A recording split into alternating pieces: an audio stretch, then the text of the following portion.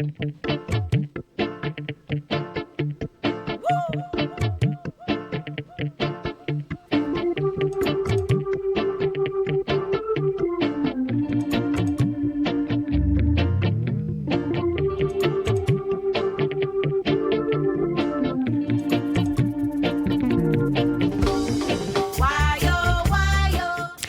est 7h, RCN s'éveille.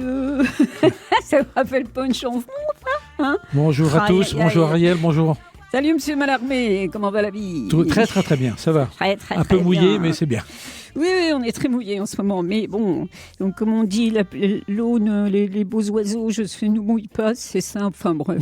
Oui, les beaux oiseaux, on ne mouille pas. Voilà. Alors, le sommaire d'aujourd'hui, vous l'avez revu, j'ai marié donc bénévole à France Handicap ou la PF. Hein. Oui. Donc, on aura droit à la petite bourse éphémère que tu appelles... Une boutique éphémère, oui, une boutique éphémère. Oui. Le petit plan de cuisine aussi. Ressourcerie. Oui, voilà, je cherchais le mot. Ressourcerie. À 10h30, si elle est à l'heure, Sylvie Gruy de la CCB qui viendra nous parler du commerce équitable et ses labels. Et puis Morane, service civique. Salut Morane. Salut. Ça va bien? Oh bah oui, ça va. Toujours. Hein? Toujours. Service civique, ta mission, c'est mettre en valeur les initiatives portées par les conseils citoyens. Exactement. Et aujourd'hui, nous allons... Alors aujourd'hui, on va parler des conseils citoyens du coup, mais d'un point un peu plus spécifique, c'est celui de l'accès à la santé. Du coup, on pourrait se demander, c'est quoi le rapport entre les conseils citoyens et l'accès à la santé? Mais en fait, il faut savoir que les conseils citoyens, ils sont sur les quartiers prioritaires de la ville, et ces conseils citoyens-là, ils sont un peu là pour améliorer les conditions de vie dans les quartiers prioritaires. Et leur action au Conseil citoyen, elle est régie par le contrat de ville. Alors le contrat de ville, c'est un gros document d'environ 300 pages qui va définir les objectifs à atteindre pour les conseils citoyens. C'est un document qui dit vous avez 5 ans pour atteindre tel objectif. C'est un peu le Gosplan des conseils citoyens. Et du coup, dans ce contrat de ville, va y avoir par exemple des objectifs en termes d'accès à l'éducation, d'accès au transport et d'accès à la santé. Et du coup, c'est sur ce point-là qu'on va s'arrêter parce que l'accès à la santé, elle est super importante dans les conseils citoyens et elle est mise en valeur depuis environ 10 ans dans les conseils citoyens. Donc dans le contrat de ville, on peut voir il y a plusieurs objectifs. Ça va être par exemple de promouvoir la santé publique dans les quartiers prioritaires, d'identifier l'offre sanitaire dans ces quartiers prioritaires, de promouvoir les actions de proximité pilotées par les conseils citoyens et de promouvoir les actions de prévention dans ces quartiers prioritaires. Et du coup, c'est exactement ce que fait le conseil citoyen de Saint-Michel, Jéricho et Grand Moulin, qui est basé sur Nancy, Malzéville et Saint-Max. Donc, on a pu rencontrer son président, M. Julien Litez, qui nous a parlé de son conseil citoyen et des actions qu'il entreprend. Et du coup, vous allez voir que la santé, elle est vraiment, vraiment importante pour ce conseil citoyen-là. On écoute. Alors, le conseil citoyen Saint-Michel-Jéricho est sur 3 communes, sur Saint-Max, Malzéville et Nancy. On se réunit tous les mois, le dernier lundi du mois. On a à l'heure actuelle une douzaine de membres répartis sur les 3 communes. Et quelles sont les grandes initiatives prises par votre conseil citoyen? Alors, on a deux grands projets à l'heure actuelle. On a un diagnostic en marchant qui a été réalisé début de cette année. C'était la première étape. Ensuite, on va compiler toutes ces données pour ensuite rencontrer les personnes qui sont concernées par ces problèmes. Tout ce qui est, par exemple, des problèmes de voirie, on va prendre contact avec la métropole pour voir ce qui pourrait être fait. Et puis le deuxième, ça va être le mode d'emploi du quartier. C'est un petit document qui permettrait à chaque personne de trouver un prestataire qu'il a besoin en fonction d'un thème. Par exemple, on cherche un médecin, il suffirait de scanner un petit logo pour trouver tous les médecins qui sont à proximité. Et si vous aviez une baguette magique, qu'est-ce que vous changeriez dans votre quartier? Je pense que ce serait de la mentalité des gens, leurs idées, et puis s'ouvrir un petit peu plus aux autres et faire attention à ses voisins. Sinon, quel était le sujet de la réunion qui a eu lieu aujourd'hui? Alors la réunion d'aujourd'hui, c'était pour les dates qui allaient arriver pour le conseil citoyen. On a été invité pour des réunions de conseil citoyen par la métropole et par un autre conseil justement. On a aussi fait le point sur nos 2 projets qui sont en cours. Et puis après, il y a eu quelques petits points qui sont abordés comme ça, sans réel ordre du jour. Quelles sont justement les futures initiatives que le conseil citoyen va prendre? Donc pour le moment, on va terminer ce qu'on a sur le feu. On verra après s'il y a d'autres projets qui arrivent, qui peuvent émaner soit des membres du conseil citoyen, soit directement des habitants, s'il y a des demandes qui sont faites. Ça, c'est le côté santé très fort sur les quartiers, tu as bien raison. Ouais, c'est sûr. C'est des grands thèmes comme ça. Tu as la santé, tu as la pauvreté. C'est ça, en ce moment, il y a beaucoup l'environnement aussi. Et la solitude. Ouais, c'est sûr. L'environnement, c'est le dada de tout le monde, c'est un peu le dada de beaucoup de bobos, mais enfin, bon, bref. Par contre, la solitude, on n'en parle pas beaucoup, et pourtant, c'est un véritable fléau. Et on pourrait penser que la solitude, c'est uniquement pour les personnes de certain âge, qui est complètement faux, parce que chez les jeunes, c'est énorme. Ah bah oui, c'est clair, chez les étudiants, c'est énorme aussi, ça se voit beaucoup. Ouais. Il faudrait faire une émission sur le sujet. Donc, on était là à Malzéville. Ouais, oui, au Conseil citoyen Saint-Michel, Jéricho, Grand Moulin. Et faut savoir que c'est pas le seul Conseil citoyen qui fait ça. Il y a aussi le Conseil citoyen de Tomblaine qui est énormément engagé sur la santé. Peut-être parce que sa présidente est médecin, ça doit agir aussi un petit peu. Certainement, oui. Voilà. Et pourquoi on s'est intéressé au Conseil citoyen de Tomblaine ? C'est pas parce que sa présidente est médecin, c'est parce qu'il y a une journée qui a été organisée, on parlait de la solitude, c'était la journée de promotion sur la santé mentale qui avait été organisée courant novembre. Et du coup, dans cette journée-là, on s'est dit, on va voir un peu ce qui s'y passe. Et on a vu que le Conseil citoyen de Tomblaine était mis en avant. C'est bien. Donc on s'est demandé pourquoi.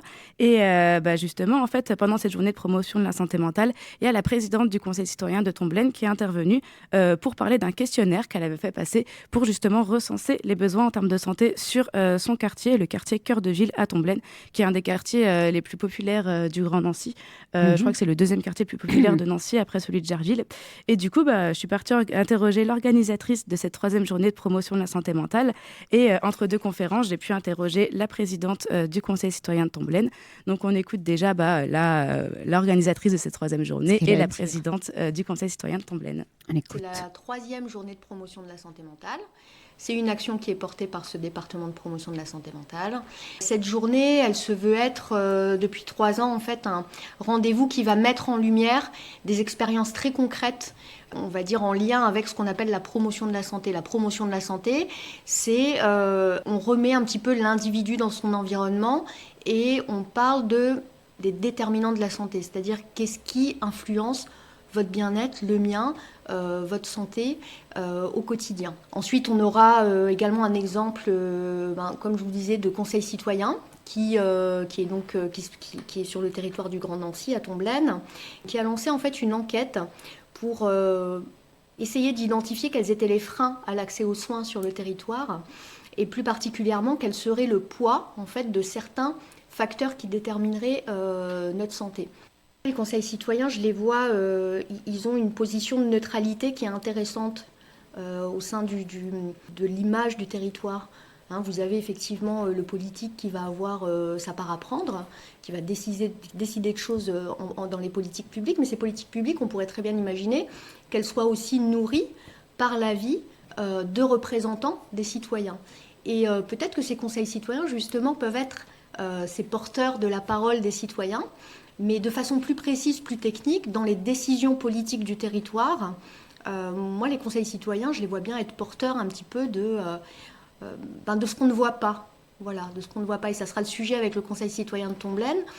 Ils sont allés aussi s'intéresser à des publics qu'on ne voit pas et que le système de soins ne voit pas forcément. Et puis, après, si demain, ça suscite dans le public, effectivement, l'envie de faire autrement, de s'engager un petit peu à son niveau, ça sera déjà gagné, quoi. Je suis Sylvie Rossignon, je fais partie du Conseil citoyen de Tomblaine et puis je suis médecin à Tomblaine. Thierry Poinsignon, je suis représentant du Conseil citoyen de Tomblaine. Alors on a été invité par l'Agence régionale de santé parce que elle savait que nous avions réalisé un questionnaire de santé sur le territoire du quartier prioritaire de la ville de Tomblaine et donc qui portait sur différents sujets, notamment certains sujets en santé mentale. Et c'est toujours intéressant pour nous de venir parce que c'est l'occasion de faire du lien, de rencontrer des gens pour aller plus loin, pour construire plus loin. Par exemple, ce questionnaire-là, il a montré qu'il y a des gens, quand ils se trouvaient dans une grande difficulté de vie, ils ne savaient pas à qui en parler parfois. Et les psychologues, faut le payer. Le psychiatre, ça fait peur. Donc c'est l'occasion, par exemple, avec ce questionnaire-là, de dire, ça pourrait justifier que la psychologue qui est installée dans le quartier de Tomblaine puisse bénéficier de subventions. Le Conseil citoyen Il est là pour aider les habitants du quartier à devenir plus autonomes, à prendre la parole, à être force de proposition. Donc nous, on s'est intéressé à la santé particulièrement, mais on a aussi, on aurait pu, et puis peut-être qu'on le fera par la suite, s'interroger sur d'autres sujets. Le Conseil citoyen, déjà, c'est une petite structure, hein, on n'est que 6. Hein. Donc on ne peut pas, à nous 6, développer énormément de choses, d'autant plus que l'idée, c'est de rendre les gens acteurs. L'idée, c'est pas de faire pour les autres, l'idée, c'est de faire avec les autres. Et je dirais que c'est aussi surtout un lien, c'est remettre en lien des gens ayant des besoins avec des gens pour avoir les réponses. Hein, quels que soient les gens qui ont les réponses, ça peut être les administrations, ça peut être la municipalité, ça peut être d'autres professionnels, mais c'est surtout une histoire de faire des liens, de mettre en place des liens. On a eu beaucoup de mal à démarrer, ça a été un peu long. Après, on s'est dit, l'enquête, ça pourrait être intéressant parce que ça poserait les bases des problèmes qu'on voudrait résoudre. Et l'enquête a pris 2 ans. Entre le moment où on a eu l'idée, après comment formaliser l'action, et puis après faire l'action, ça nous a pris 2 ans de réflexion. Mais on a aussi dans notre chapeau des actions qu'on voudrait mener par la suite. Mais ça, de toute façon, on ne peut pas trop vous en parler pour l'instant. C'est des actions... Ce serait difficile de vous en parler maintenant, on n'a pas encore fait. Hein. On n'a pas encore l'accord, on n'a pas... Voilà, donc il faut que ce soit fait en concertation avec tout le monde. Ça va seulement démarrer, quoi, en fait, maintenant que l'enquête est terminée. Ah ben voilà, j'étais vraiment à l'écoute de ce que disaient ces personnes-là. C'est très, très, très, très intéressant. On s'intéresse aux invisibles, offrant l'accès aux soins, c'est vraiment c'est d'actualité. C'est sûr, et c'est parfois difficile d'en parler. Et parmi les invisibles, il y a des gens que je reçois régulièrement sur cette antenne dans l'émission Z. Zone d'expression populaire, c'est les CADT Carmonde. Ah oui, mais pas si invisibles que ça, parce qu'ils font des actions, enfin, ils ont bouleversé des lois incroyables, enfin, ils sont extraordinaires, ils travaillent dans l'ombre, ils font des choses comme ces gens-là qui ne sont pas dans l'ombre. Mais justement, ce qui est intéressant avec Tomblaine, c'est, j'ai regardé un peu les contrats de ville, notamment celui de 2010-2015, donc celui passé, et il disait qu'il y avait vraiment un gros manque d'offres de santé sur Tomblaine, que les habitants, ils étaient vraiment en galère parce qu'ils devaient aller jusqu'à Nancy des fois pour voir un psy ou quelque chose comme ça. Et du coup, ils ont construit le centre de santé de Tomblaine dans le quartier cœur de ville, où là, il y a des podologues, des psychologues, des sages-femmes. Et du coup, ce questionnaire-là, il va permettre... c'est ça. Et du coup, ça permet aux citoyens de Tomblaine de pouvoir avoir accès à une offre de santé pas loin de chez eux. Quoi. Et c'est pour ça que ça sert. Les campagnes aussi, ça commence à se développer quand même. Oui, c'est sûr. Même. Mais c'est bien, c'est des choses qu'on ne sait pas forcément, c'est pas toujours écrit dans les journaux. Il faut écouter les radios associatives qui sont là pour mettre tout ça en valeur. Grâce au service civique avec le magnéto sous le bras. Allez hop. Donc le mois prochain, tu nous présenteras, parce qu'il y a combien de de conseils citoyens? Alors, il y en a 9. Il y a les 2 conseils de citoyens de l'Axoub qui ne me répondent pas. Tant pis pour eux. Voilà, il y a le conseil citoyen de Jarville qui est apparemment en difficulté, qui a du mal à se reconstruire, et le conseil citoyen d'Essec qui n'a pas voulu me répondre. Donc, pour le mois prochain, on ne sait pas encore qui est-ce qu'on aura, mais on aura sûrement quelqu'un pour nous parler de pourquoi c'est important de reconstruire les conseils citoyens, et voilà, on va essayer de s'arranger. Ou autrement, on ira chercher le conseil citoyen de notre quartier. Voilà, exactement, monsieur Répi. Je te remercie, Morane, service civique sur RCN. Sa mission porter les initiatives des conseils citoyens, service civique qui dure 9 mois, je crois. 6 mois. 6 mois. Il y en a qui durent jusqu'en mars. Ça dépend. Puis après, tu t'en vas. Ouais, tu retournes à tes études. Ah oui, études de sociologie à la fac de lettres. Tiens donc, tu ne m'examines pas. C'est intéressant. C'est très intéressant. Merci à toi, Morane. ZEP, Initiative civique et citoyenne. Ariel Christoflo. Oui, monsieur, dame, Maria Christoflo, 190. C'est depuis tellement d'années, on bosse ensemble sur Rocher Mallarmé. Oui, ça fait un petit moment maintenant. On est fidèles. Fidèle. Je suis restée fidèle. Je suis chanson aujourd'hui. Oui. après Jacques Dutronc, c'est traîné. Alors, la bourse. Alors, crayon, papier, c'est parti. Bourse aux vêtements, donc le samedi 8 février. Les horaires d'ouverture, je vous les signale parce que c'est quand même intéressant. Oui. C'est ouvert de 9h à 16h sans interruption. Donc, on peut venir à midi ou à 13h. Donc, il n'y a pas de problème. Hein. Au contraire, même c'est là qu'on a un petit peu plus de temps. Oui. Parce qu'à partir de 8h15, 8h30, il y a beaucoup de monde qui est devant la porte. Et bon, c'est un petit peu la bousculade à 9h quand on ouvre les portes. Alors donc, si vous avez la possibilité, vous venez vers les midis, c'est 11h, midi, c'est bien. Hein, ça vous permet de rentrer tranquillement dans l'établissement. Les bourses aux vêtements, vous avez un peu de jouets, de bric-à-brac. Vous avez des vêtements de ski. Hein. On a une petite série de vêtements de ski. Beaucoup de gens sont venus. Bon, c'est vrai que dans les Vosges, il n'y a pas beaucoup de neige, mais bon, le peu qu'il y a, on a toujours besoin d'un pantalon, une veste. Enfin bon, il y a ce qu'il faut. Et puis donc, tout ce qui est des vêtements d'adultes et enfants, bon, vous avez aussi des grandes tailles. Il ne faut pas oublier que nous avons des grandes tailles. Ça, c'est vraiment... on n'en trouve toujours pas partout dans les bourses aux vêtements. Là, vous avez ce qu'il faut. Hein. Et puis, nous avons aussi notre côté brocante, où on a des belles choses qui sont arrivées. Là, ça, c'est très bien. On a eu regardez, puisqu'on a changé de filmer. Des tapisseries d'Aubusson sur notre bourse du mois dernier, où nous avons exposé. Il y a à peu près entre 50 et 60 personnes qui sont venues les visiter, voir comment c'est. Ils ont pris des photos. C'est vrai, c'est intéressant. C'est très intéressant. C'est tout ce qu'on vous donne que vous revendez c'est des dons que les gens nous donnent. Hein. Parfois, c'est des gens qui partent en retraite dans une maison de retraite et puis qui sont obligés de vider leur maison. Et parfois, ils sont obligés parce que les lieux, il y a certaines choses qu'ils ne peuvent plus emmener chez la maison de retraite. Alors donc, ils nous en font de dons. Il y a de la vaisselle, il y a un petit peu de tout. Il y a des petits meubles. Il y a tout. Il y a tout. Il y a des livres. Il y a des livres. Alors, il y a de beaux livres. Bien une belle collection de livres en ce moment. Nous avons une personne maintenant qui s'occupe uniquement des livres, Nicole, qui vient de nous rejoindre il y a quelques semaines. Et donc, elle s'est mise dans ces livres-là. Maintenant, elle a commencé à classer tout ça.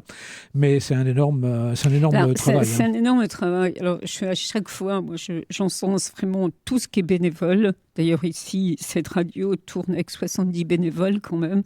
3 salariés, 70 bénévoles dont je fais partie, messieurs, dames, voilà.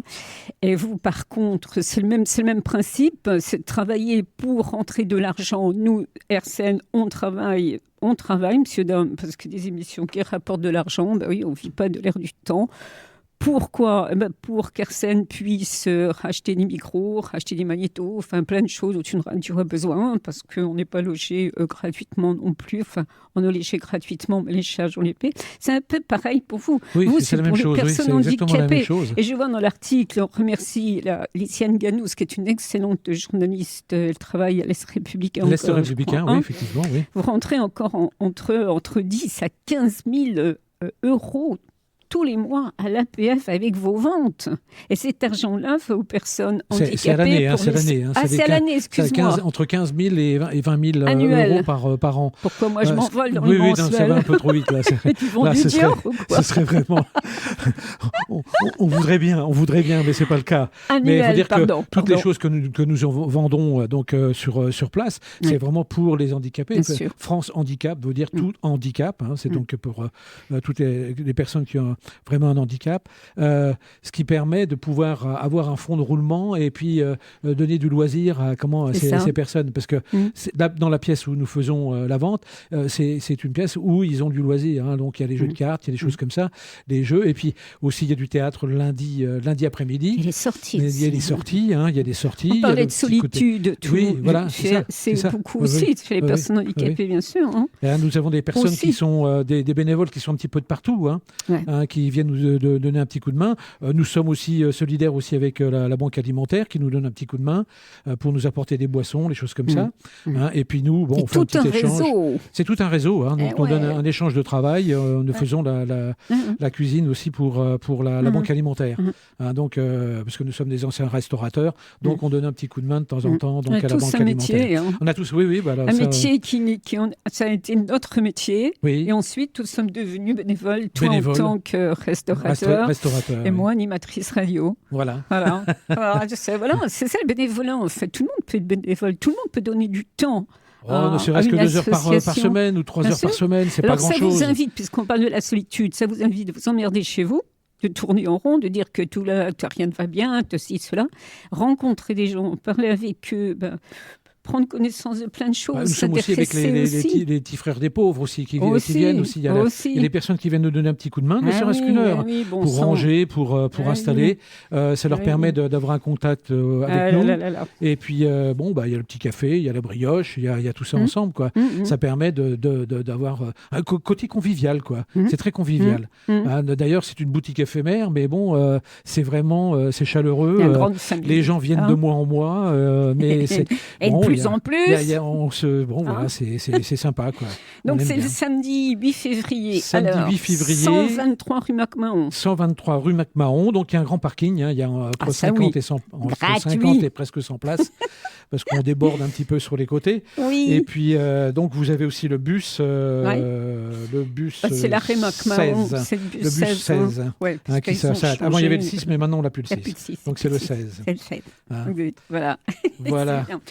Puisqu'on en est dans ça, c'est pas du bénévolat, donc on a bien compris la bourse éphémère. De toute façon, maintenant, c'est de bouche à oreille. Ça passe. Ça continue, oui. C'est d'où l'article. C'est dans les locaux. Et puis, c'est un événement couru, parce qu'en fin de compte, les gens ne le disent pas tous à tout le monde. Parce que comme c'est...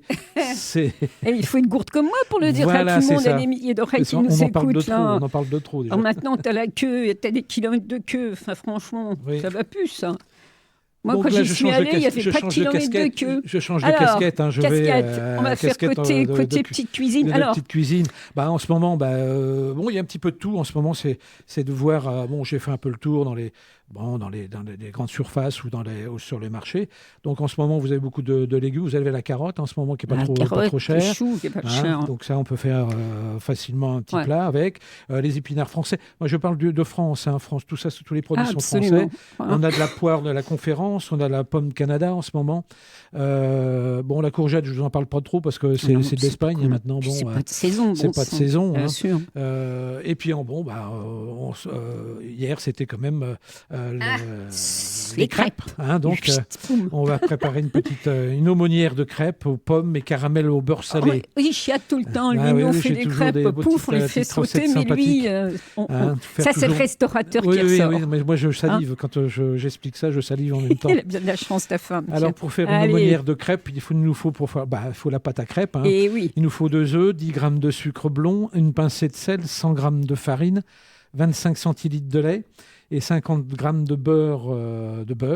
Et puis pour les pommes, il nous faut des pommes. Il y a des golden en ce moment qui ne sont pas trop chères, ou de la gala. Vous avez de la gala. La pomme à cuire quand même. C'est la pomme à cuire, exact. Ne pas prendre de la pinky, parce que la pinky va être verte quand vous la cuisez. Elle restera un petit peu ferme et elle va sortir l'acidité. Et puis elle est chère à ce moment. Alors donc, il faudra 3 pommes golden, 50 grammes de beurre et 2 cuillères à soupe de sucre blond. Et puis après, on fait du caramel au beurre salé. Généralement, on a ça dans un petit pot, maintenant, on l'achète, qui est très bien fait. C'est le caramel au beurre salé au sel de Guérande. Il faut faire la pâte à crêpes. Dans un saladier, mettez la farine, faites un puits au centre, cassez les œufs dans le trou, ajoutez la pincée de sel, puis le sucre. À l'aide d'un fouet, mélangez délicatement en incorporant le lait à petit, jusqu'à obtention d'une pâte lisse. Alors, si vous avez un petit peu de grumeaux, vous prenez le plongeur pour la soupe. On plonge. On plonge un petit peu. Vous pouvez utiliser un mixeur plongeant pour lisser un peu la pâte. Mais généralement, moi, la pâte, je la prépare la veille. Voilà. Alors, c'est la question que je vais te poser. Là, je mets la veille, je laisse en saladier, je filme, je mets au frigo en haut. Et pourquoi il faut la laisser il faut la laisser reposer. 24 heures. Et puis, je mets une petite cuillère d'huile dedans. Oui, ça permet d'éviter de coller sur on a une poêle. Maintenant, on a des poêles anti-adhésifs, mais ça permet de mieux d'éviter de coller, quoi. Alors, on réserve au frais. Donc, moi, je fais ça la veille, mais ça, c'est le choix. Mais il faut laisser quand même tranquille, une heure et demie, tranquille, au frigo. Bien, après, on prépare les pommes sautées. On épluche les pommes ou non. C'est comme on veut. C'est selon son goût. Franchement, mis à part si c'est la pomme bio... Vaut mieux retirer la peau. Retirer la peau, parce que toutes les saloperies sont dans la peau. Des pommes bio et tout ça, mais il y a quand même un petit peu de pulvérisation. Tout ce qui est fin, tout ce qui est fin. Tu prends les carottes, les courgettes, tout ce qui est peau très fine, franchement, éplucher. Oui, il faut éplucher. Il faut éviter... Éviter le maximum. Même les carottes de sable, c'est pareil. Oui, tu t'épluches. bien moi, sûr. avant de les mettre au frigo, on les essuie et après on les met un petit peu. Il faut les mettre au frigo maintenant. Pour la plupart des choses, il faut les mettre au frigo. Hein. Presque à la limite, en ce moment, les pommes de terre, c'est vrai. J'ai fait un gratin dauphinois hier soir. J'avais 2 choix de pommes de terre qui me restaient. Et j'ai vu la différence quand j'ai fait le gratin dauphinois. Hein, donc, les pommes de terre qui s'imbibent pas de la crème et les autres qui sont imbibées. Alors, tu prends lesquelles alors la gourmandise que je prends, c'est pomme de terre qui pompe la crème quand vous faites cuire au four. Et puis, c'est vachement important. C'est important. Bien, c'est très important. Maintenant, on a les choix de pommes de terre. On a 6 ou 7 choix de pommes de terre. Avant, on n'avait que de la BF. Exact. On n'avait que de la BF. On faisait tout avec. Mais en fonction de la pomme de terre, en fonction de la pomme de terre, on cuisine pas du tout la même chose. Absolument. Et j'ai vu hier soir, la différence, ça avait une pomme de terre qui était bien cuite, était bien imbibée de crème, et puis l'autre qui était un petit peu plus ferme et qui était sans saveur. C'était quand même dommage. Si. Bien, préparez les pommes sautées, épluchez, c'est tout ça. Faites cuire les crêpes dans une poêle de taille moyenne à l'aide du beurre. Préparez les aumônières. Au centre de chaque crêpe, déposez une bonne cuillerée de pommes cuites. Refermez comme une bourse en nouant avec une cordelette décorative en matière naturelle. Tu raffia la ciboulette. On prend une ciboulette. On prend une ciboulette et on fait le tour avec une ciboulette. La ciboulette ? Oui, la ciboulette, elle tient comme ça. Ah bon, elle tient ? Elle tient, oui, elle cuit. Hein. C'est bonne. Comme ça vous tient. Et puis... c'est une ficelle. Ils me font une petite ficelle, mais moi je mets de la ciboulette, comme ça tient. C'est chouette, et puis, après, avant de déguster, passez les aumônières au four quelques minutes et servez tiède avec un généreux ruban de caramel au beurre salé. Voilà notre petite recette d'aujourd'hui. Tu veux pas, la prochaine fois... ce qui serait génial, moi je rêve de ça, c'est de faire un peu de cuisine en direct. Si tu veux, il faut la cantine et puis on le fait ça sur place. Il faut emmener les idées. Surtout la banque alimentaire, elle a une cantine qui est sur roulette. S'il faut, on l'amène ici. C'est super ça. Tu me donnes des idées. C'est bon. Puis après, on tient un conseil citoyen. Venez déguster sur RCN. Il faut faire vivre les quartiers. C'est difficile de les déloger de chez eux. Donc, il faut avec la bouffe, en général, tu y arrives. T'as remarqué ça? Oui. Donc, à creuser. Autrement, ça c'est voilà. Alors une petite recette, j'ai parlé des carottes, une petite recette pour les carottes. Qui sont pas trop chères. Écoute, on a un peu de temps puisque Sylvie est pas donc les carottes, donc on y moi va. Généralement, je me fais une petite garniture. Je me fais des petits filets mignons de porc qui sont pas trop chers en ce moment, qui sont à 9,90 € en ce moment. Donc les mignons de filets mignons, je les coupe en petits médaillons, juste poêlés. Et par contre, j'accompagne ça de carottes confites. Alors, je fais juste les carottes, on les épluche, on les passe bien à l'eau, je les brosse bien. Et puis, donc, on coupe en petites rondelles. Je prépare une petite sauteuse, échalote, de l'huile et un peu de beurre. Je mets les deux un petit peu. Même pas un peu d'eau ? Non, pas d'eau, surtout pas d'eau. Juste comme ça, l'échalote émincée, on fait blondir son échalote. Oui, ça confit. On fait blondir et on met ses carottes. Je mets un petit peu de thym et je mets de la poudre de cumin, un peu de poudre de cumin. Voilà. Et on couvre et à feu doux, tout doucement. Et de temps en temps, vous remuez et ça confit tout doucement. Ça vous met un petit quart d'heure, pendant un quart d'heure, c'est tout. Carottes cumin, c'est super. Carottes cumin ensemble et puis vous accompagnez ça avec vos petits filets mignons de porc. Écoutez, c'est un petit régal et puis ça revient pas trop cher. Les carottes sont à 1,29 € en ce moment le kilo et c'est de la française. Alors, en parlant des choses pas chères, beaucoup. Moi, je fais partie de ces gens-là. Quand je vais dans une supérette, je vais tout de suite regarder s'il y a des circuits courts, c'est-à-dire des produits qui arrivent en date de péremption. Oui, tout à fait. Qui sont consommables. Bon sang, mettez-vous ça dans la tête, c'est consommable.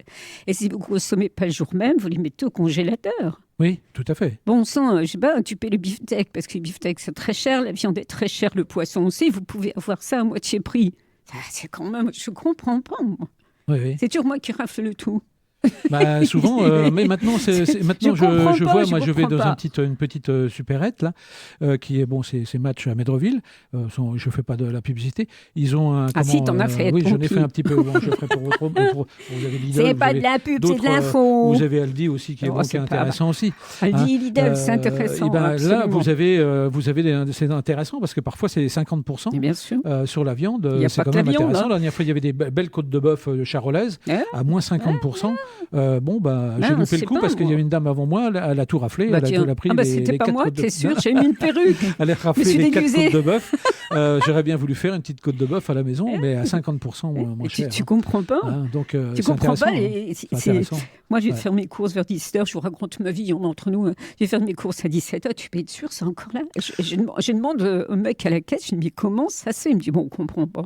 Je dis, alors, si c'est pas vendu, qu'est-ce que fait le... parce qu'ils sont obligés de mettre dans la DLC, ils sont obligés de mettre des dates courtes. Oui. Mais après ces dates courtes, ils sont obligés de remanipuler. Après ils remettent ça au froid, et du froid, et après ils redonnent ça à certaines associations, à la banque alimentaire ou la... Alors là, je trouve que leur employeur, je ne cite pas la supérette, je ne vais pas leur faire de la pub, il donne à ses vendeurs. J'ai trouvé ça très bien. Il donne au mec à la caisse ou non à la caisse, il donne. C'est bien. Oui, parfois, oui. Si c'est pas vendu, il les donne. Oui, mais qu'est-ce que tu veux? Et c'est tous des smicards aussi qui sont en caisse, on connaît bien. Mais généralement, vous avez quand même les associations qui passent tous les matins. Oui. La banque alimentaire fait la ramasse. Ils vont la ramasse. Ils ont leurs magasins qui sont vraiment attitrés, parce qu'il y a quand même la chaîne de froid à respecter. Ça, c'est intéressant de savoir le suivi. Et après, donc, la banque alimentaire, c'est trié, puis après, c'est remis aux épiceries solidaires. Mais c'est vrai que la première chose que je fais, c'est je vais à cette gondole spécialement pour voir ce qu'il y a, ce qui peut être susceptible de m'intéresser pour mon repas de la semaine. Et c'est ce qu'il faut faire. Vous arrivez dans un magasin, faites ça. Prenez le temps de le faire. Il faut prendre le temps. Tous les magasins important. Maintenant le font. Oui, ils le font tous. Ils le font tous. Alors moi, je le dis de temps en temps parce que c'est des gens que j'aime, sont sympas. C'est le marché de producteurs locaux à Maxéville. Tu connais. Oui. C'est sur le site des brasseries. Oui. Hop. Sur le site des brasseries, c'est tous les jeudis de 16h à 19h. Alors des produits locaux, évidemment. Là, on trouve la bière, on trouve des fromages. Bref. Alors c'est pas du circuit court. Mais il faut encourager ça. Alors pour certaines bourses, c'est pas toujours accessible non plus. Mais bon, c'est... voilà. Mais ça existe et il faut en profiter. Puis c'est très couru maintenant, ça va, mais j'aime bien le refaire depuis le temps. Mais pour ceux qui ont des problèmes de survie, puis on parlait des étudiants tout à l'heure, et Dieu sait si on les voit aussi tourner dans les supérettes. Ce que j'ai remarqué aussi, c'est dans les magasins, maintenant, pour les étudiants, ils font 10%, moins 10%. Ouais. Vous avez les petites affichettes, maintenant, qui commencent un petit peu partout. C'est ce que j'ai vu. Et c'est quand même intéressant pour les étudiants de venir acheter. C'est les grandes surfaces qui font ça. Et grandes et petites, moyennes surfaces. S'ils le font, qu'ils ont les moyens de le faire, tu crois pas. Voilà, s'ils ont le moyen de le faire. Mais quand même, c'est intéressant pour certains étudiants qui peuvent... ils bénéficient à chaque fois qu'ils achètent quelque chose. Décidément, je ne sais pas si Sylvie Gruy va nous rejoindre aujourd'hui, c'est dommage. Elle devait venir. Sylvie Gruy de la CLCV Malzéville-Saint-Max. Elle anime une émission qui s'appelle Citoyens quotidiens. C'est une mensuelle que vous retrouvez tous les deuxièmes mardis à 17h. Il y a eu un petit problème. On devait parler de commerce équitable et ses labels. Justement, on restait dans le domaine alimentation. Écoute, on n'en parlera pas. On va peut-être rester un peu avec toi, puisqu'on a un peu de temps. On parlait justement des étudiants qui ont vraiment beaucoup de mal à s'alimenter. Vraiment c'est un fléau. Il existe une association... un peu comme l'APF où ils vendent des denrées à bas prix et tout ça. Ça existe encore, ça? Je sais pas. Ça existe, oui, il y en a, mais c'est des associations. Il y en a une, je sais, mais c'est des associations qui font ça sur critères, par exemple. C'est pas tous les étudiants forcément qui vont pouvoir y aller. Il va falloir présenter un dossier, prouver qu'on est précaire. Un peu comme le restaurant du cœur, en fait. Ouais, c'est ça. Mais alors que y a les Crous, par exemple, qui déploient des épiceries solidaires un peu partout. Et c'est vrai que c'est assez intéressant. On espère que les Crous, ils vont réussir à développer des épiceries solidaires et faire en sorte que les étudiants puissent acheter ça à bas prix. Il y en a une à Metz, par exemple, au Solstice. Ça marche. C'est pareil qu'à la bourse aux vêtements, c'est la même chose pour les étudiants. Alors voilà. On leur donne la possibilité d'acquérir des petits produits de façon à ce que... Oui, bien sûr. Oui, ça aussi, la bourse éphémère, c'est pour vous, les étudiants. Parfois, les étudiants ont besoin de 3 assiettes, 2 verres, un couvert. On fait des petits lots de façon ça leur coûte pas très cher. Alors, ça, c'est du direct. Là, voilà, on t'a laissé partir en loose day ou quoi? Ton employeur t'a pas resté ici, on a besoin de vous. Joker. Oui, Joker, oui, tout le temps Joker avec elle. On t'as pas beaucoup de temps là. Hein. Oui, tu t'entends bien, tu prends un autre casque, voilà. Merci François. Merci. Roger, pardon. Oui. Tu restes avec nous, là, il est 10h, enfin 10h. 7h37, c'est pour ça qu'elle n'a pas bu son café, elle arrive en retard. Je vous jure. J'ai deux personnes dans les émissions qui arrivent constamment en retard, c'est toi. Mais bon, et puis j'ai pas toujours de bonnes excuses pour avoir retard, mais là, celle-là, elle est bonne. Elle est excellente, tu en off, tu nous la feras, si tu veux pas dire aux auditeurs. Et puis aussi, il y a une personne de l'Axou que j'embrasse, il se reconnaîtra, Jérôme Bourré. Et lui aussi, il a toujours des excuses, il est toujours parti aider une famille, aider un enfant, il arrive toujours en retard. Et c'est dommage, parce que ça vous bouffe votre temps d'antenne. Alors, c'est lui. J'ai déjà dit qui tu étais, ce que tu faisais, je te sentais venir, donc j'ai fait de la vente. Donc, on va parler du commerce équitable et ses labels. Alors, ça, on a fait avec toi une émission sur le bio. Oui. Donc, alors, allez sur notre site à retrouver les émissions. Donc, le commerce équitable, c'est quand même quelque chose d'intéressant à savoir parce qu'ils ont également leur label, ces gens-là. Voilà. Alors, on t'écoute. Alors, ils ont leur label et puis il faut expliquer un petit peu peut-être ce que c'est que le principe du commerce équitable. Bon, le bio, tout le monde sait ce que c'est une façon aussi de cultiver. Le concept du commerce équitable, c'est de faire... excusez-moi, je suis un peu essoufflée. Ben oui, mais parce que tu as monté les escaliers. Tu peux prendre l'ascenseur la prochaine fois, ça ira plus vite. C'est ça, non. Tu vas faire de la gym. Bon, voilà, c'est de faire évoluer les pratiques entre le nord du globe, de la planète, qui est plus riche que le sud. Donc, c'est ça le principe. Donc voilà, c'est ce qui a permis dans les années 70, je crois que ça s'est développé. Donc c'est vrai qu'il y a plusieurs logos qu'on peut retrouver. Il y en a deux célèbres. Voilà, en tous les cas. Il y a le Max Havelaar. Oui. Je pense que je prononce bien. Oui, c'est Havelaar, voilà. C'est ça. Et puis on a également bio équitable.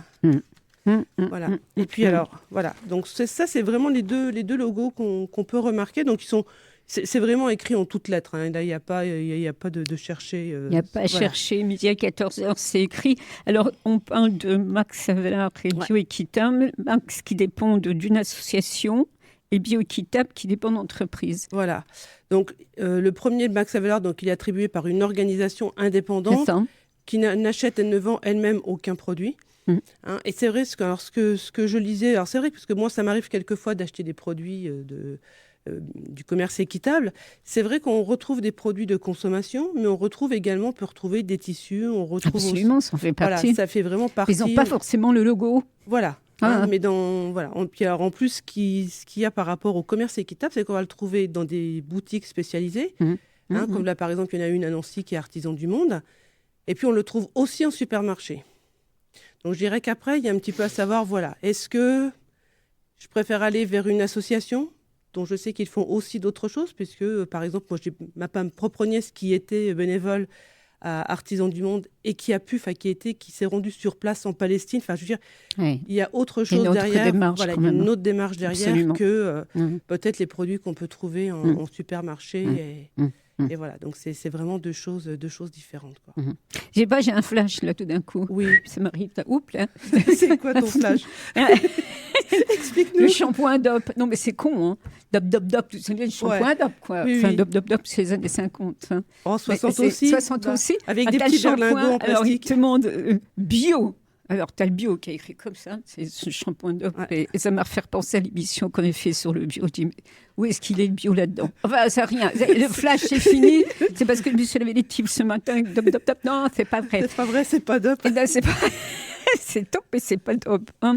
Alors, pour revenir sérieux, tout ce qui est le concept du commerce équitable, c'est quand même des coopératives d'agriculteurs regroupés pour faire face aux lois multinationales. Voilà, c'est vraiment très important quand vous achetez, il faut savoir où ça va votre pognon. Voilà. Donc, généralement, moi, via l'association, quand j'achète quelque chose, c'est vrai que généralement, c'est expliqué en plus. Ce qui est bien, c'est qu'on nous donne l'information sur place, comment que ça fonctionne, etc. Donc, on a vraiment l'information en plus. Donc, ça, c'est vraiment, voilà. C'est pas, alors, quand on se dit des fois aussi, pour les consommateurs, il y a l'histoire du prix. On vient très méfiant. Oui, il y a bien l'histoire du prix. C'est un peu plus cher. Ça peut être plus cher, mais je pense qu'on achète aussi autre chose quand on achète du commerce équitable. On n'achète pas seulement un produit. Non. On n'est pas non plus obligé, quand on achète commerce équitable, d'acheter des produits, je dirais, dont on n'a pas forcément besoin. On peut rester quand même sur notre gamme de produits parce qu'ils ont des produits vraiment de base, comme le café. C'est ça. Hein. Qu'est-ce qu'on peut manger d'équitable ? T'as le café, ça c'est connu. Il y a le café, c'est connu. Il y a le riz. Chocolat, le thé. Il y a le jus d'orange, le riz. Il y a des boissons. Alors, c'est pareil, il y a des fois des boissons. On peut quand même garder aussi notre côté consommateur en se disant, il n'y a pas que le côté de savoir si c'est du commerce équitable, mais on peut quand même regarder aussi par rapport à la teneur en sucre. On a fait une émission aussi par rapport au sucre dans les boissons. T'as rien amené aujourd'hui ? Je t'ai amené quelque chose, mais pour la fin. C'est pour la fin. J'en étais sûre qu'il y avait une surprise. Tu auras toujours faim après, je te promets. C'est un coupe-faim, quoi. C'est même pas un coupe-faim. Mais voilà, on doit quand même aussi peut-être garder ces réflexes de consommateur. Est-ce que c'est quelque chose, alors c'est un peu plus cher, mais est-ce que si par exemple je vais acheter du riz, le riz c'est que je l'achète là ou que je l'achète ailleurs, j'en achèterai quand même.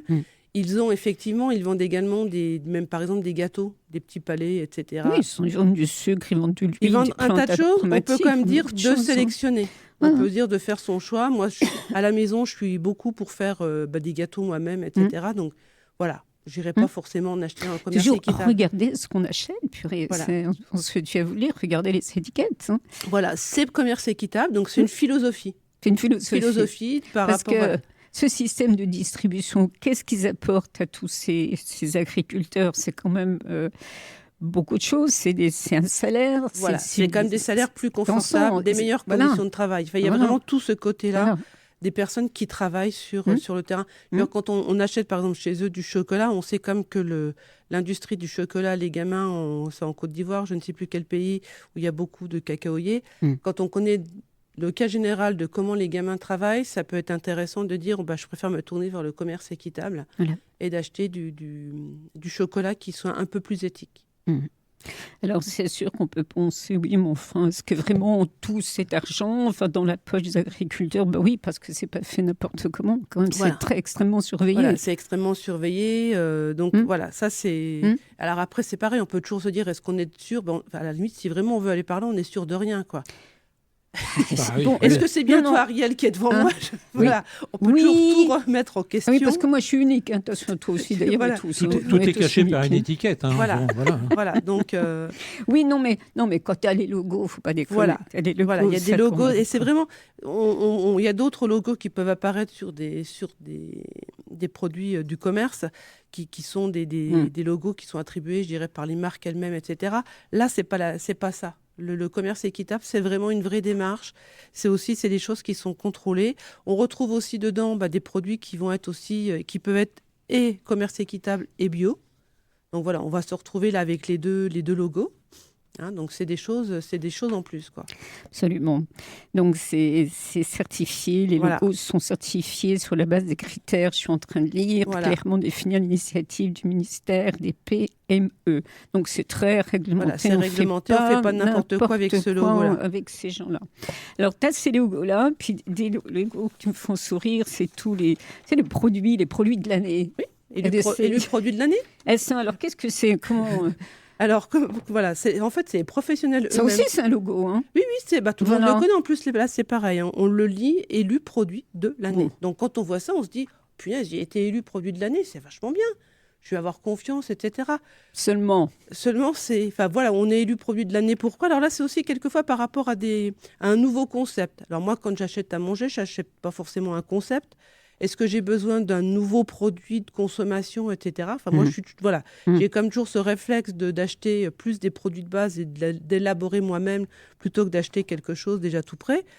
Voilà, donc le logo se retrouve sur des produits censés se distinguer par leur nouveauté, leur inventivité, leur attractivité et leur côté pratique. Ce qu'il y a dedans, on ne sait pas, mais en tout cas, c'est plus innovant, c'est nouveau. Il est élu. Il est élu, quoi. Il est élu, c'est un comité de parrainage, je crois. Voilà, et c'est auprès de 500 utilisateurs. Donc, il y a 500 utilisateurs à qui on fait choisir le produit de l'année, et on est quand même un certain nombre de Français. Donc, sur 60 millions de francs, enfin de personnes qui résident en France, 500 personnes, c'est quand même, le ratio est quand même... Ça fait pas beaucoup quand même, je trouve. Enfin, mais bon. Donc ça peut être n'importe quoi, les glaces. Voilà, et en plus, il faut savoir que ce n'est pas non plus le panel choisi qui vient proposer. Non, c'est déjà un panier de produits qui a été prédéfini. Évidemment. Voilà. Donc on ne leur dit pas, est-ce que vous avez une idée? Non, on les fait venir, ces personnes, on fait venir se jurer sur des produits déjà présélectionnés. Donc ça restreint déjà le truc. Moi, je sais que c'est vrai que ça, c'est un logo auquel je ne donne aucune importance. C'est un produit marketing. Voilà. C'est tout. Je veux dire, quand pendant longtemps, le beurre que j'achetais avait ce logo élu produit de l'année, alors je me demandais bien où était l'innovation dans du beurre. Le côté pratique d'un emballage qu'on ouvre. Oui, c'est ça. Peut-être la fabrication, le temps de fabrication, ou le papier qui l'enveloppe. L'emballage. Voilà. Mais là, en plus, c'est pareil. Quand un produit est élu produit de l'année, on ne sait pas pourquoi il est élu. Il est élu. C'est bien. C'est que de l'indispensable. Voilà, il est élu, donc il doit avoir une petite couronne sur la tête, je ne sais pas. Mais là, sur mon beurre, il y avait un emballage normal qui s'ouvrait comme un emballage de beurre. C'était pas dans une boîte, c'était dans rien, c'était vraiment un emballage classique de beurre. C'était du beurre à l'intérieur, du vrai beurre, c'était pas un beurre. Voilà. Oui, donc je ne vois pas où était la nouveauté, l'inventivité, l'attractivité, le côté pratique. Alors tu as aussi la mention reconnue saveur de l'année, c'est un peu le même principe. Le même principe, ils se réunissent entre eux, et ils élisent leurs petits produits, donc ils font aussi venir des personnes et voilà, saveur de l'année. C'est pur marketing, tout ça. Donc, ça voudrait dire qu'il y a de nouvelles saveurs qui sont inventées. Oui. Il faut peut-être revenir à l'essentiel. Est-ce que c'est... si possible. Les anciennes saveurs, et les nouvelles saveurs. Voilà, je préfère l'ancienne saveur des carottes qui avait le goût de carotte. Oui, c'est ça. Oui. Le beurre qui a le goût de beurre. Voilà. C'est la Normande qui vous parle. Donc, je ne suis pas normande, mais j'aime le beurre. Oui, bien le beurre quand même. On te mettait un bouton d'or quand tu te rappelles quand on était là-bas. Oui, un bouton d'or. Elle aime bien le beurre. C'est cucu. C'était jaune à tous les coups. De toute façon, voilà. T'as des souvenirs qui remontent. Alors, Dizzy, ça c'est la surprise pour terminer. Voilà, je t'offre un petit cadeau. Je sens bien le cadeau surprise qu'on va se marrer. Surtout le matin, on aime bien les cadeaux le matin. Voilà, le cadeau le matin, c'est sympathique. Voilà, c'est sympa. On a fait une émission, on a parlé des logos, du logo bio. Ouais. Des produits bio. Donc, à titre personnel, je suis allée dans un magasin bio l'autre jour. Et puis, une fois que j'ai acheté ce que j'avais besoin, j'ai fait un petit peu le tour. J'aime bien tourner parce que je trouve quand même que dans les magasins bio, on a quelquefois du gadget. Et là, je pense que j'ai trouvé le gadget du gadget. Ça, plus fort que ça, il n'y a pas. J'ai trouvé un petit sachet. C'est plus petit que les flancs qu'on trouvait en poudre et qu'on... Mais voilà, c'était une fois. Mais ça existe encore. Voilà, c'est plus petit que ça. C'est un petit sachet, donc qu'on ouvre dedans. Il doit y avoir une poudre, je pense. Et en fait, c'est de l'eau de coco. Donc, de l'eau de coco, déjà, est-ce qu'on a vraiment besoin de boire? Mais là, c'est de l'eau de coco déshydratée. Alors, il y a le label bio, il y a la petite feuille européenne. Oui, c'est bien. Et donc, alors là, je vais avoir un peu de mal parce que je n'ai pas les bonnes lunettes sur le nez. Ah, c'est malin, ça. Voilà. Alors, c'est de l'eau de coco, 82%, et du tapioca, donc d'origine biologique aussi. Donc, je pense qu'ils réduisent l'eau de coco sur du tapioca. Et en fait, on refait de l'eau de coco avec de l'eau du robinet, puisque je ne vais pas... Voilà, donc je mets ça, de mon petit sachet, dans 500 millilitres d'eau. Et après, on a restitué 1 millilitre d'eau de coco. Alors, je vous le donne en mille quand même en plus le prix. À mon avis, ça ne doit pas être donné, cette histoire. Allez, tu dis combien? Tu dis combien? 2 €, là. Allez, 3 €. Alors, 2,50 €. Voilà, alors c'est 1,50 €. Ouais, petit sachet. Mais avec 1,50 €, on fait 1 demi-litre de soi-disant eau de coco. qui aurait été faite avec l'eau du robinet. Voilà. Donc, il n'y a plus rien à voir non plus. Voilà, la question que je me pose, alors je l'ai quand même acheté, parce que je suis un peu joueuse. Je l'ai acheté justement pour l'amener aujourd'hui et de se dire, oui, le bio, c'est bien, mais le bio, n'importe quel bio, voilà, là, ça n'a plus aucun intérêt, quoi. D'abord, est-ce que vraiment ça a un intérêt réel de boire de l'eau de coco, alors que boire de l'eau, simplement, on peut trouver des minéraux dans notre alimentation, dans tout ce qu'on veut. Si je veux me désaltérer, je tourne mon robinet et j'ai de l'eau pour me désaltérer. Alors là, de l'eau de coco déshydratée, ça franchement, c'est le pompon du pompon. J'avais jamais... Eh bien, écoute, ton pompon, on va quitter l'antenne d'ici 3 minutes. On va aller se faire 1 dl de ce petit sachet. Voilà, voir ce que ça donne, voir ce que ça donne. Puis on le dira la prochaine fois. On dira le goût que ça a. C'était pas bon, laissez tomber. Vous n'allez pas être malade quand même aujourd'hui. Quand même, Eh non, il y a crêpe en plus. Tu peux pas être malade, c'est bio. C'est bio. Oui, mais bio, quand même. Ça t'attire pas. Pas du tout. Le matic, c'est ce que c'est. Parce que vu comment sont préparés les cocos et tout ça, c'est marqué ça fait peur. C'est marqué que la noix de coco était bio. Il y a juste la petite fin, il n'y a pas AB. Il n'y a pas AB. Non, parce que ça, AB, c'est le logo français. Et ça, c'est italien. C'est italien. Italien.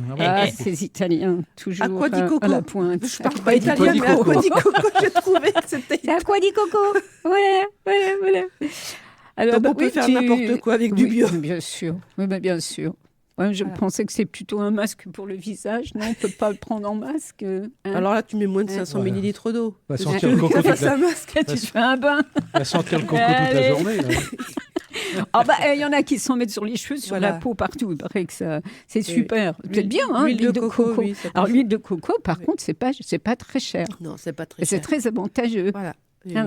On peut s'en mettre aussi effectivement sur les cheveux, etc. Voilà, puis comme ça. Il faut voir comment ça se passe. Sauf moi, moi j'ai pas besoin. Je n'ai vraiment pas besoin. C'était ma méchanceté du jour. C'était la méchanceté du jour. Dans le toilette le matin, c'est tout. Elle cherchait la vacherie à dire depuis tout à l'heure, depuis qu'elle est arrivée. Ça y est, j'ai trouvé. Non, elle est adorable, Sylvie. Sylvie avec sa mensuelle. Ta mensuelle avec ton compagnon de route, voilà.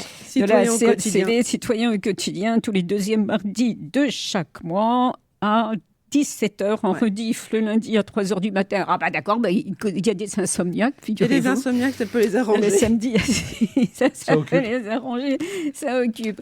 On remercie Thomas Mertz à la régie. Merci de nous écouter, de vous fendre la poire avec nous, parce que c'est aussi ça, c'est vous informer, mais vous donner aussi le sourire pour la journée.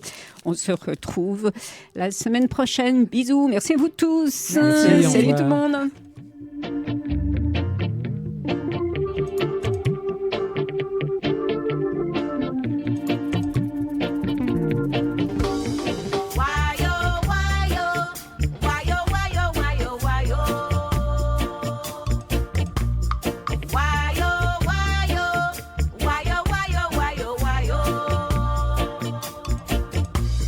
Sitting by the ocean, yeah,